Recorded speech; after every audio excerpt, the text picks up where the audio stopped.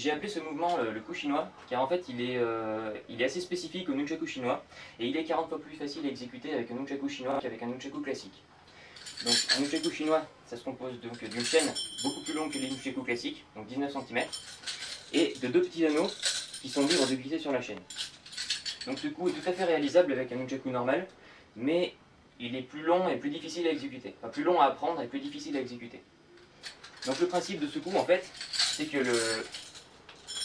le doigt va glisser sur la chaîne pour attraper l'autre branche. Donc pour faire ceci, donc en fait, on va partir comme ça, on va faire une attaque normale, et une fois qu'on est ici, en fait, on va placer le doigt au-dessus de la chaîne. Donc, normalement on est comme ça, on va placer le doigt sur la chaîne.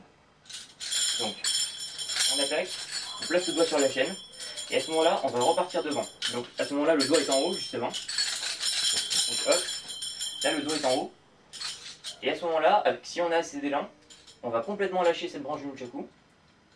Donc normalement, le doigt va se coincer justement ici. Et à ce moment-là, avec l'élan, le doigt va être capable de glisser ici. Donc on va reprendre l'autre branche du nunch. On revient ici, et on refait une attaque.